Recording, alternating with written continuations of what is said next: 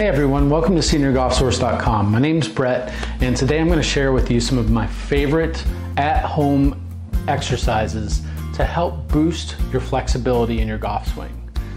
So as we get older, there's a couple parts of our body that tend to become limited in our range of mobility. And it's definitely going to be our knees, it's definitely going to be our hips, and a lot of golfers struggle with bad shoulders.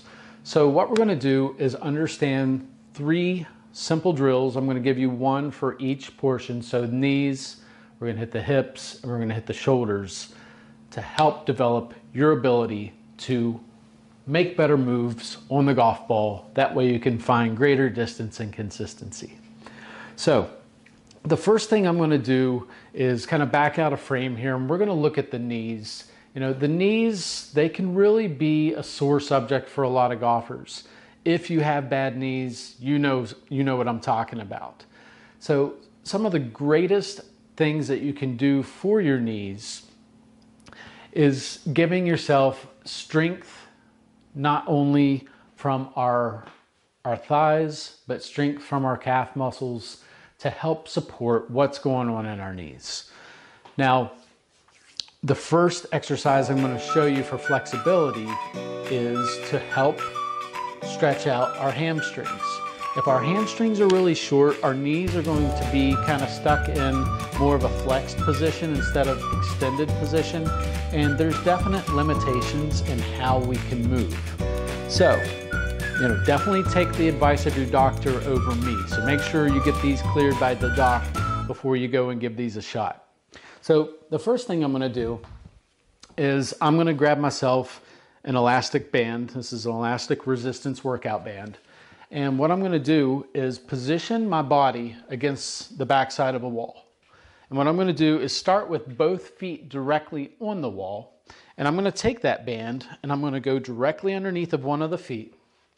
And I can use either two hands or one hand. I like using the same hand to hold the band as I do with the leg. That way I kind of have a brace point. So you notice I've got myself in a corner here. That way my balance might be in question at first, especially if you have bad knees. So I've got myself just far enough away from the wall to where I can extend my left hand, keeping my back on the wall, and I've got my right side has the band and the right arm has the end of the band. And what I'm going to do here is very easily, I'm going to pull it out and pull the band towards myself. And you should feel a pretty significant pull underneath of your kneecap, so on the back side of your leg. And what we're going to do is just start with a short, easy pull. And what we're going to do is just hold this for about 10 seconds a piece. And then once we hit that 10 seconds, very, very gently bring it back down. Now it's really important when you're doing this drill, I'll show you from more of a face-on standpoint, I don't want you to do this drill and you're leaning to get that leg up higher in the air, because that's not necessarily working and lengthening the hamstrings like we want to. The objective is to stay as square on as we can. So notice that I'm not going one way or the other here. This is the advanced position. I'm going to hold it for 10 seconds and then come back down. And again, the key point of where you're going to feel any type of pull is going to be right under that kneecap. We're just trying to lengthen those hamstrings. So you're going to do 5 sets of 10 seconds. Okay, so one of the set is going to be 10 seconds, hold, and then down. You're going to do that 5 times. So really, I should say 5 reps, not sets. And then we're going to alternate. And we'll go to the left side. And the same deal is, if I need to, I'm going to brace myself close to a wall at first doing this. And you might find that right in the beginning, that one leg extends way more than the other. And what we want in the golf swing, we want congruency. I want your right side just as strong as your left side. So doing this, you'll start with the wall there. As you start to progress in your abilities, you'll notice that you're getting a little bit further. You're able to hold your stability and balance just a little bit longer. So again, 5 reps, 10-second holds, and let's do, say, 3 sets of those, okay? And that's going to help lengthen out the hamstrings. It's really going to benefit for those golfers that struggle with bad knee problems. But again, consult with the doctor. All right, the next exercise that I'm going to have you work with on your hips is we're going to take, I have a kettlebell here. I'm going to set it up in position, just kind of letting my arms naturally dangle. And notice that I'm maintaining good core posture here. Now the idea is I want to isolate that ball right here that I'm holding. I want to keep it straight centered to my stance. And here I'm going to simply just kind of work back and forth, allowing my hips to move back, away, and forward and away. So let's look at it from down the line. From here, hips close, hips open. And if I do this properly, I'm going to isolate and keep that weight dead center to my stance and really isolate the movement to come from my range of motion in my hips. Now, something you'll notice in doing this exercise is that you're going to work your core, all right? And that's just kind of like an added bonus. We're working on our hips, but it's really helping strengthen our core. Now, what we'll do here is let's go in the beginning 10 seconds of rotation. So as long as you're doing it properly, you can go relatively fast.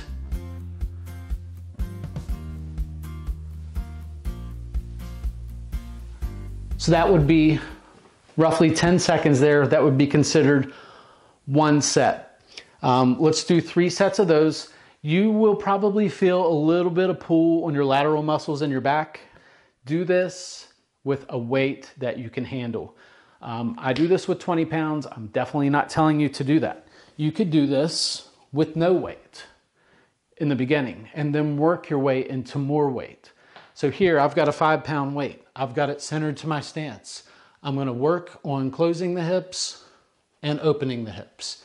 And if you notice while I do this, I'm maintaining my spine angle, which is helping engage my core. All right? Now the last thing I have for you is the shoulders. Something that I'm going to have you do is we need to work on some rotation. So we'll take that elastic band and I'm going to go about maybe 4 inches apart from the center. Palms up in the air, grip the band, and what we're going to do is keeping our elbows connected to our sides. So we're not doing it like this to pull it apart. Elbows to our sides. We're working on our external rotation and our shoulders. Now, if you find that's really hard to do, give yourself some slack. See how I've got that band that's kind of slack in the middle? Now I've got room to go out. You'll feel movement in your pecs. You'll feel movement back here in your traps.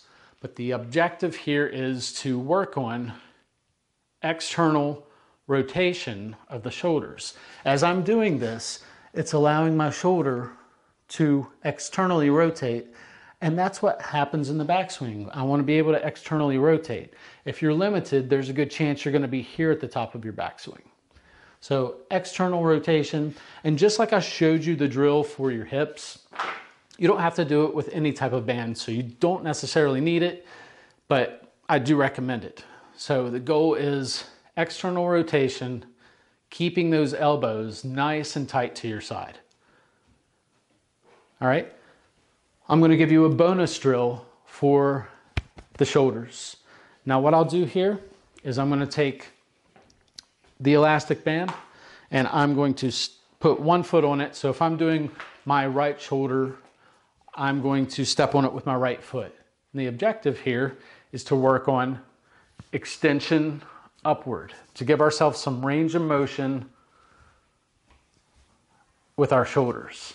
So if you have rotator cuff issues, this might be tough to do, but do it at your own speed. If you feel any type of resistance, relax. You don't need to do it so hard. I don't want you to further injure yourself. So we'll start palms to our sides, and we're going to take it up ever so slightly, no bend in the elbow whatsoever.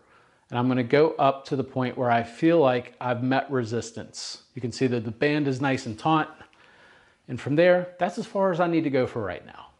Later on, maybe I'll go a little bit further, but for right now, I want to take myself to that point where I feel resistance, and we're going to do 10 repetitions. And each time you do it, maybe try to get just a little bit further, but no reaching for it. You'll know that you're reaching for it when you start to compromise your posture and you start leaning back on it. So doing this in front of a mirror or in front of your camera is very important. You don't want to compromise your overall posture. And what we'll do 10 repetitions on each side. So once you're done with the right side, you'll just move it over to the left side. You might find that one side is more mobile than others. But the goal is to make things equal. So let's do 10 repetitions and we'll do 5 sets on each side. So I hope you find this helpful. I'd love to hear your feedback. And if you have any exercises that you'd love to share with us, please leave a comment below. We always love to hear what our readers and viewers have to say. So thanks again. Hope to see you out there.